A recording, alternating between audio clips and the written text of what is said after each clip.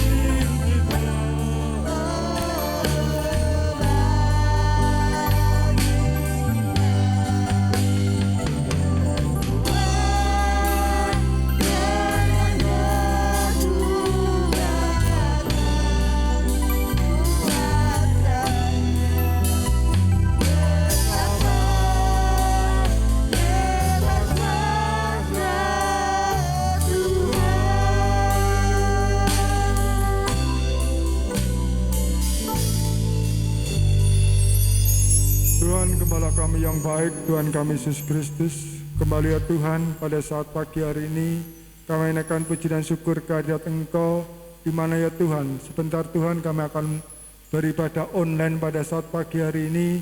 Biarlah Engkau senantiasa pimpin kami, urapi kami semua.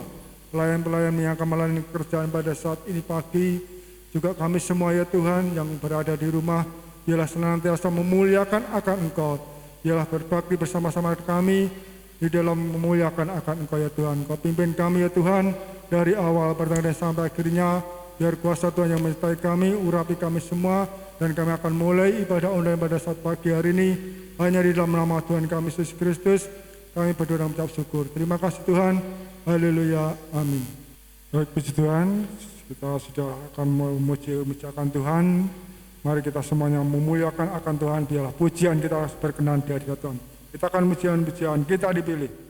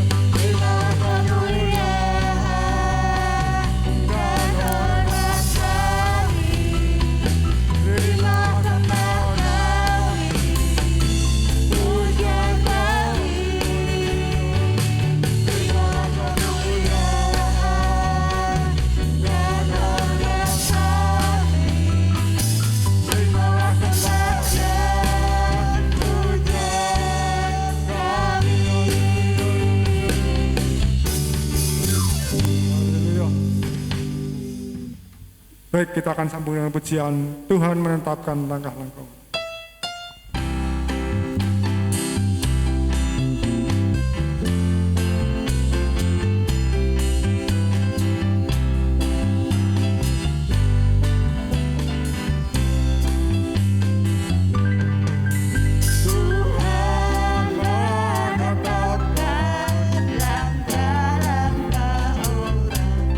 Yang hidupnya berkenan kepadanya.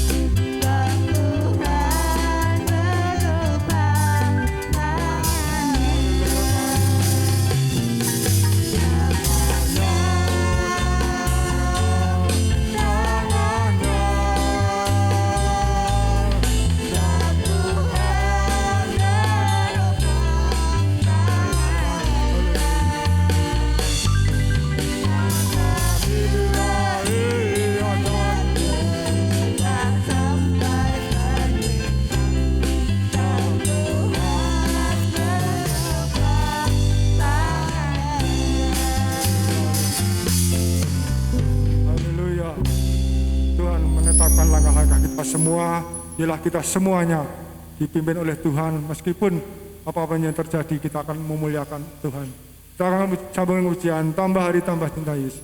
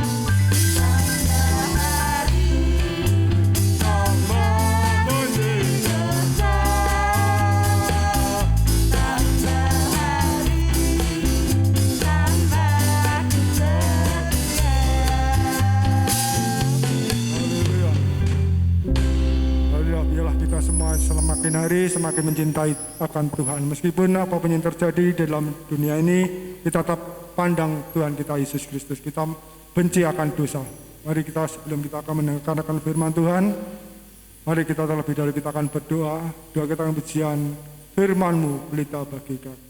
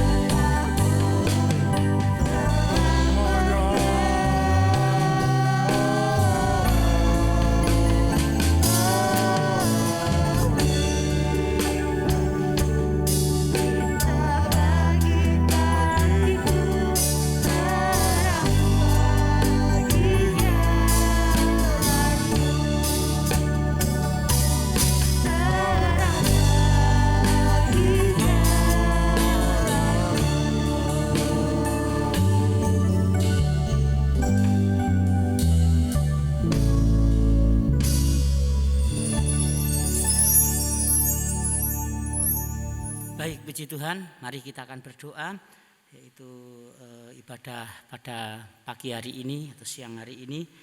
Kita sama-sama akan berdoa untuk mendengarkan kebenaran firman Tuhan. Ya, mari kita berdoa. Bapa kami yang ada dalam kerajaan surga yang mulia, kami menaikkan syukur atas kemurahan yang daripada Allah. Engkau telah melewati segala perkara yang baik bagi kehidupan umat-umat-Mu. Terima kasih Tuhan, terima kasih. Kami sudah banyak memuji Tuhan, memuliakan akan Tuhan. Tiba saatnya kami akan mendengarkan kebenaran firman Allah. Biar semuanya Tuhan menolong, Tuhan mengurapi setiap umat-umat Tuhan. Hari ini biarlah berjalan dengan sesuai dengan kehendak Tuhan. Dalam nama Tuhan Yesus Kristus. Haleluya.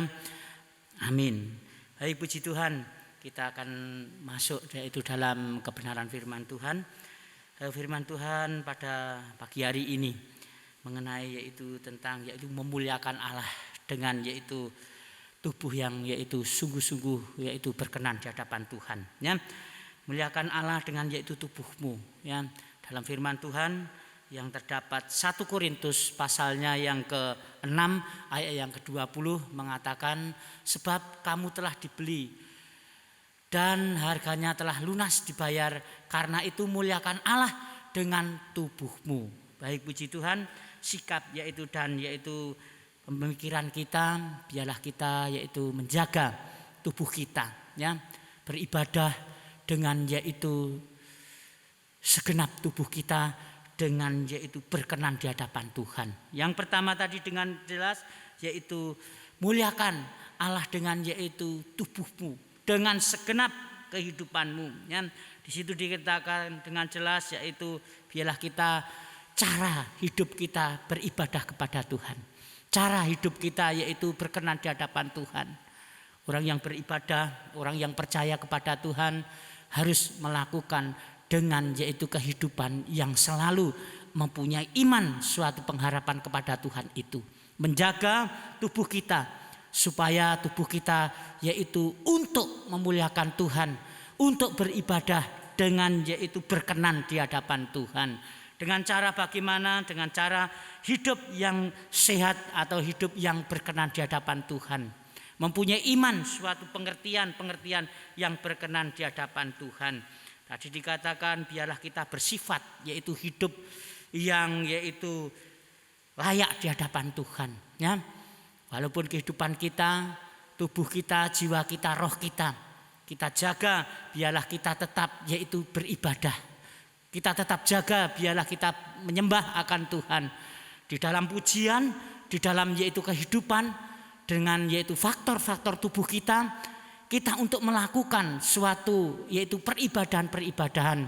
Walaupun secara online, walaupun secara bagaimanapun, iman kita tidak lemah. Tetapi iman kita lebih kuat lagi menjaga tubuh kita untuk memuliakan yaitu akan kebesaran nama Tuhan. Yang pertama, yang kedua tentunya tubuh suatu hal faktor untuk yaitu memuliakan akan Tuhan, untuk beribadah tentunya harus bersih hati kita, bersih pikiran kita, bersih kehidupan kita, dibasuh dengan air.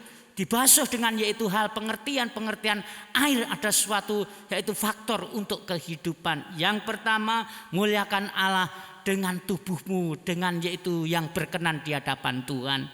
Yang kedua di dalam Yeskiel pasalnya yang ke-16 ayatnya yang ke-9. Yeskiel pasal yang ke-16 ayatnya yang ke-9.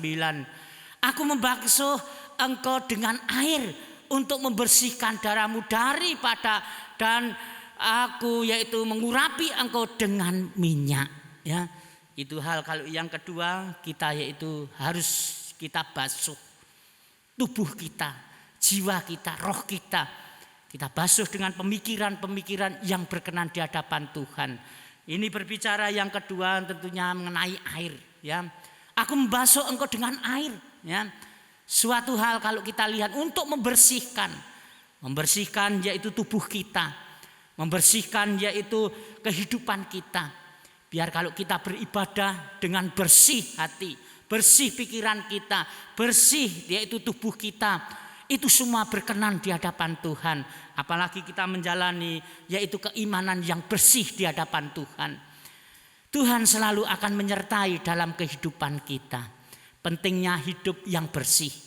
Pentingnya hidup yaitu akan memuji Tuhan, akan memuliakan Tuhan. Tentunya perlu yaitu kebersihan dalam kehidupan kita. Hati kita bersih, pikiran kita bersih, juga tidak lepas daripada tubuh kita. Tentunya kalau kita akan menghadap hadirat Tuhan, kalau kita mau beribadah, kalau kita mau berdoa, tentunya tubuh kita sudah bersih dulu. Itu yang dikehendaki oleh Tuhan. Ya. Aku yaitu akan membasuh engkau dengan air untuk membersihkan darahmu daripadamu, dan aku mengurapi engkau dengan minyak. Ya. Yang kedua tentunya Tuhan mampu membersihkan dalam kehidupan kita. Manusia itu asalnya daripada lemah, ya, tanah liat. Tentunya hal kalau kita lihat tidak ada orang yang hidup bersih di hadapan Tuhan. Tetapi kalau kita dibersihkan oleh air yang bersih, ya, dibersihkan dengan yaitu firman Allah yang memberi pembersihan dalam kehidupan kita, yang memberi pengertian dalam kehidupan kita. Biar kalau kita beribadah, kalau kita berdoa, kalau kita melakukan yaitu peribadahan-peribadahan yang terutama, biarlah kita dibersihkan hati kita, tubuh jiwa kita berkenan di hadapan Tuhan. Berbicara mengenai air, fungsi daripada air tentunya biarlah kehidupan kita, semakin kehidupan kita akan ada suatu pengertian dalam kehidupan kita. Manusia selalu membutuhkan yaitu air ini. Manusia untuk selalu dalam hidup, dalam yaitu kehidupannya memerlukan air itu. Air untuk yaitu hal kalau kita lihat, ya, membersihkan yaitu engkau dengan air, merawat tubuh kita. Dengan air inilah kita akan merawat tubuh kita dengan bersih. Ya. Sebab itu secara yaitu jasmani, ya, dengan yaitu kita kalau beribadah tentunya sudah membersihkan diri tadi. Ya. Air yaitu banyak sekali hal mengandung kehidupan kita. Setiap manusia pasti akan memerlukan air itu untuk memberi kekuatan dalam kehidupan kita. Kita anak-anak Tuhan, marilah kita percaya dengan kita membersihkan hati kita, tubuh kita artinya, tubuh kita secara jasmani maupun rohani. Ya. Tadi dikatakan dalam Yeskiel pasal 16:9 mengatakan dia yaitu akan membasuh dengan air itu. Ya, untuk yaitu menghadap kehadirat Tuhan, ya, maka yaitu kehidupan kita yaitu mempunyai kehidupan, ya. Air itu suatu prasarana yang sangat penting bagi manusia. Tanpa air manusia akan mengalami suatu kematian. Tetapi ada air inilah manusia akan mendapatkan suatu tubuh yang kuat, tubuh yang bersih, tubuh yang sangat yaitu hal kalau kita lihat air juga berbicara dalam peran dalam kehidupan setiap manusia yang ada. Tetapi marilah kita sama-sama biarlah kehidupan kita dibersihkan dengan yaitu air. Tubuh kita sudah dibeli oleh darah Kristus. Tadi dalam Korintus pasal 6 ayat 20 mengatakan dengan jelas ditebus oleh yaitu darah Kristus, ya. Dibeli dengan yaitu yang mahal. Sebab itu kita rawat kehidupan kita, tubuh, jiwa dan roh kita, keselamatan dan kehidupan kita jaga bersama-sama supaya kita mendapatkan suatu kekuatan daripada air itu. Firman Allah itulah yang membawa kehidupan kita, yang memberi semangat dalam kehidupan kita. Ya, biarlah kita menghadapi segala perkara, kita perlu kuasa yang daripada Allah Tuhan itu. Kita perlu firman Allah itu ada dalam kehidupan kita. Air berbicara yaitu kehidupan. Firman Tuhan yang menjamin dalam kehidupan kita. Firman Tuhan itulah yang akan menguatkan dalam kehidupan kita. Dalam Ibrani pasalnya yang ke-10 ayatnya yang ke-22.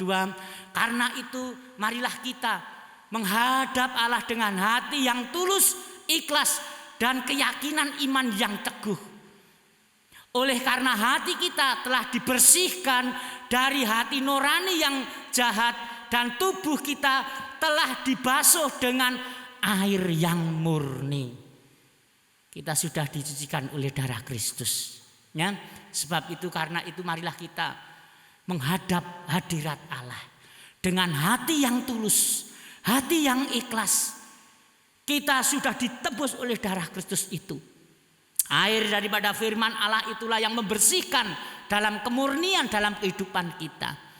Kita yakin dan percaya firman Tuhan itulah, air kehidupan itulah yang akan memberi kekuatan dalam kehidupan kita.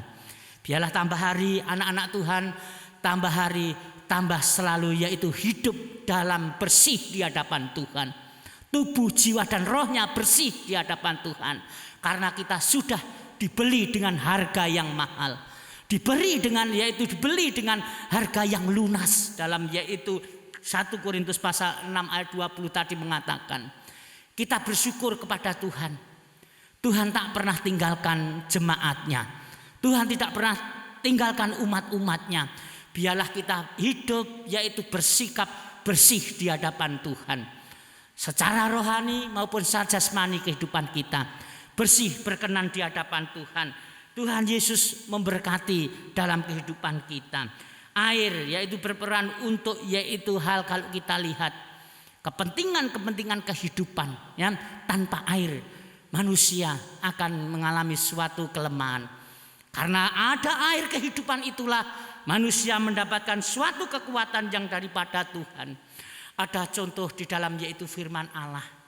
Biarlah kita menjaga kehidupan kita, kerohanian kita. Yang pertama keimanan kita. Yang kedua juga yaitu mengenai yaitu jasmani kita, tubuh kita. Perlu kita jaga. Pada hari-hari ini banyak digoncangkan oleh perkara-perkara di dunia ini.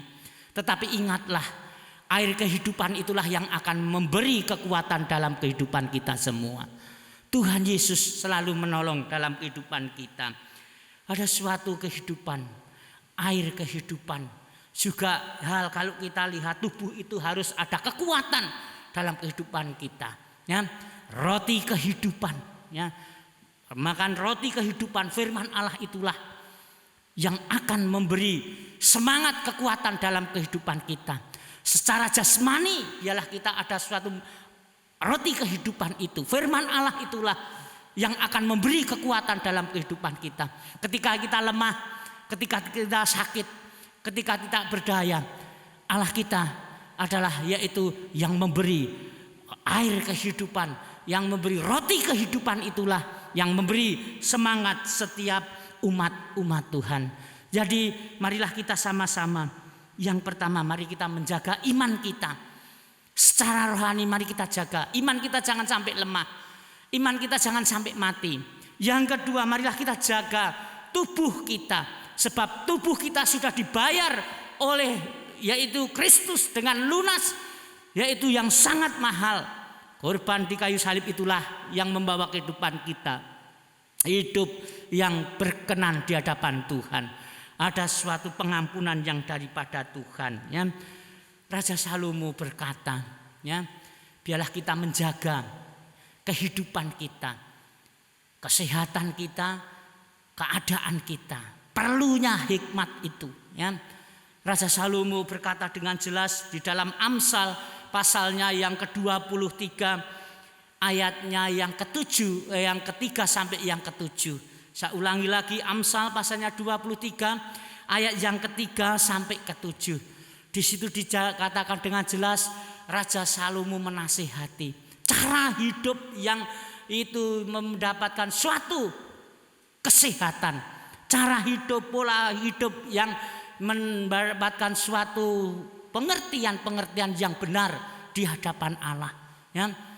Nasihat Raja Salomo ini menasihati, biarlah kita jangan sampai tertipu dengan makanan-makanan itu.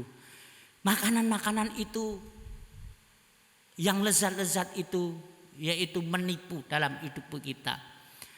Amsal pasal yang ke-23 ayat yang ketiga.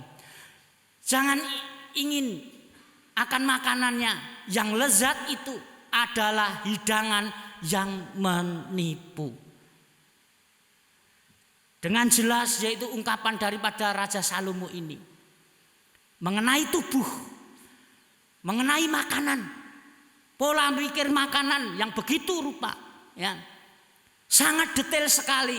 Salomo adalah raja yang berhikmat, Raja yang suka memperhatikan kehidupan, suka memperhatikan suatu kesehatan, suka yaitu memperhatikan pola kehidupan yang sungguh-sungguh berpikir dengan benar.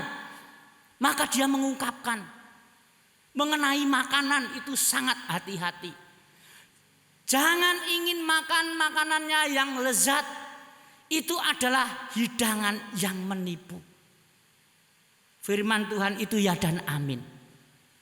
Yang kedua juga kita diperhatikan supaya kita memperhatikan dalam kehidupan kita mengenai pola makanan kita. Saya yakin dan percaya Raja Salomo ini adalah raja yang berhikmat. Orang raja yang sangat yaitu kaya raya. Kerajaannya sangat kuat, bahkan dia sendiri ada suatu hikmat yang begitu detail mengenai kehidupan. Dia memerintah yaitu kerajaannya selama 40 tahun. Tetapi dia berpikir dengan hikmat daripada Allah itu. Dia memperhatikan kehidupan itu. Supaya kehidupannya yaitu panjang umur. Supaya kehidupannya berkenan di hadapan Tuhan. Supaya dia beribadah dengan sungguh-sungguh. Dengan cara-cara hidup yang sehat. Cara-cara hidup yang berkenan di hadapan Tuhan. Melakukan kehidupan seperti itu, ya. Tadi menasihati, jangan ingin makanannya yang lezat, itu adalah hidangan yang menipu. Coba ayat yang ketujuh dengan jelas itu membuat yaitu hal kehidupan kita mengerti, ya. Sebab seperti orang yang membuat perhitungan dalam dirinya sendiri, ya. Demikianlah ia, silakan makan dan minum, katanya kepadamu, tetapi ia tidak tulus hati terhadapmu. Ayat yang B mengatakan dengan jelas, sebab seperti orang yang membuat perhitungan dalam dirinya sendiri. Nafsu makan yang begitu berlebih-lebihan, makan yang lezat-lezat, akhirnya yaitu menimbulkan segala perkara itu hal dalam kehidupan kita, ya. Raja Salomo mempunyai yaitu pandangan yang begitu hal luar biasa, ya. Dikatakan ayat yang ketujuh itu bisa merugikan diri sendiri, ya. Dia sangat paham dan mengerti. Dia yaitu sangat yaitu memperhatikan kehidupan supaya hidup yang sehat, ibadah yang sehat, iman yang sehat, makanan yang sehat, yang tidak menipu, yang tidak menimbulkan sakit penyakit dan sebagaimana yang ada.